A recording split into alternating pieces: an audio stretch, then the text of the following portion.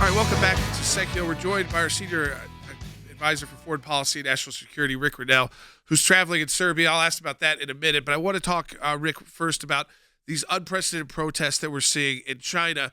And unfortunately, a pretty weak response from the U.S. government, to say the least, out of the National Security Council. We've been discussing on air the issues is that, one, I'm not sure that how any administration could be too strong because we're so reliant on China that we've got to kind of put forward, if we're ever going to really support these protest movements that are very rare there, that we have to also have a plan to become more independent from especially Chinese technology and manufacturing.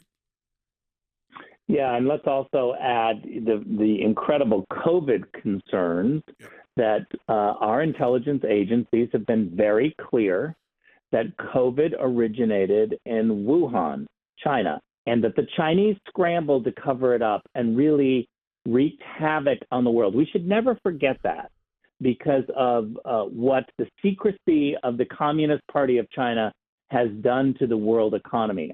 I would also add to that, Jordan, our concerns that China comes to Alaska early in the Biden administration and lectures the United States on our human rights record.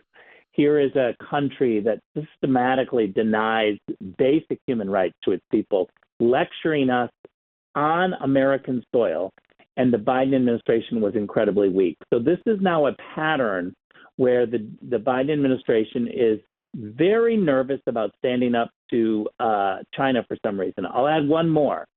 In the 2020 election, in October, 30 days before the election, when big tech and the left tried to tell us that Hunter Biden's laptop was Russian disinformation, Joe Biden specifically, as well as his campaign, jumped on the idea that this was Russian disinformation, telling Americans in the last 30 days, do not look at Hunter Biden's laptop because this is Russian disinformation.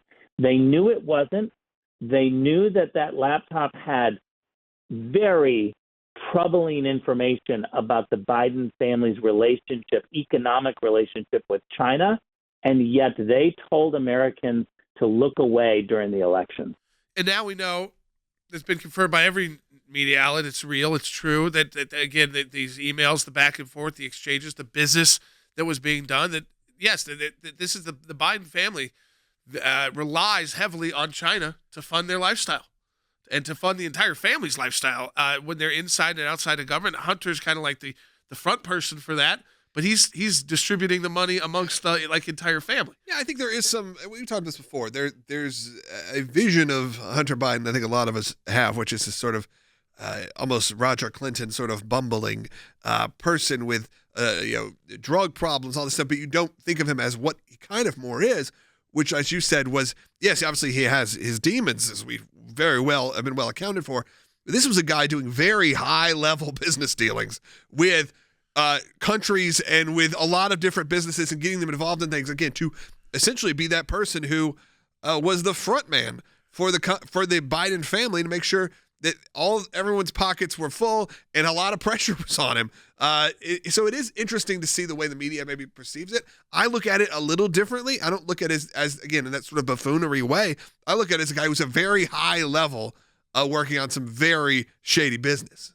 Yeah, I mean, Rick, do you think that with the House now, some of this we could get to the bottom of? It's not about just attacking Joe Biden or his family. It's about how conflicted are they, and is that why these statements are so weak from the National Security Council when it comes to China? Is that why we don't have a policy to be less dependent on Chinese manufacturing, so that we don't have these supply chain issues in the future, so that our kids and grandkids aren't so reliant on the Chinese, who are not behaving like an ally anymore or a friend?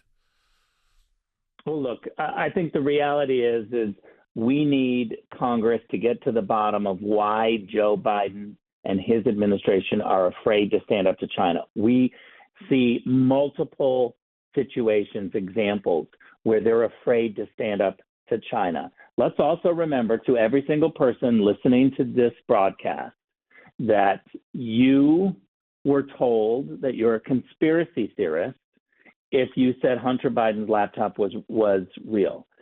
During the election, big tech came after all of us, canceled us, They tried to stop our truth telling. They canceled the New York Post Twitter account for publicizing this. This was a systematic problem. It's not going to be fixed until the media understands that when they speak up and when they're fair and they hold Biden to account, then you're going to see the Biden administration not be so weak. You're going to see them not weaponize government even more. But right now, the Biden administration is feeling emboldened and reckless because the media are allowing them and are literally just, cheerleading rather than trying to push back. Hey, Rick, one thing I think a lot of people are curious about is they're always wondering where you are and what you're up to. And I kind of want to ask you about that. We know you're calling right now from Serbia, and I think there should be an update of what's going on in your world. Where in the world is Ric Grenell, right? Exactly. Well, as everybody knows, I negotiated for President Trump, negotiated the Serbia-Kosovo economic normalization agreement. There were 4 agreements. And in that agreement, we envisioned, and this is a very Trumpian thing, that the private sector would come in and begin to develop if we could get the two parties to stop fighting. And that's exactly what I'm trying to do from the private sector. I'm not a part of the government at all. And as a private sector citizen, working with private equity firms to bring in American investments into the Balkans. We're doing some really cool things, and I'm here to try to really do that next step on the economic agreement from the private sector. Rick, we always appreciate it. You joining us, being part of the team, wherever you are in the world, taking that time, and again, trying to do good things. And do good things, again, folks, the creative and right way, which means you don't always have to do it through the government. As Rick said, it's kind of Trumpian to say, but that you can do it a lot more through the private sector. So, Rick, we always appreciate it. Folks, we have Rick right on with the broadcast for you because you support the work of the ACLJ. And Logan, I mean, this is our matching challenge, whether it's Rick, whether it's Mike Pompeo, and these experts and the team. Harry Hutchinson is going to be joining us next segment, who's got a background in oil and gas. So we're going to be talking about what's going on in Venezuela and the fact that we're now going to be pumping oil there again. The Biden administration, okay pumping there, not okay with pumping here. But we have these experts because of the support for us, the ACLJ.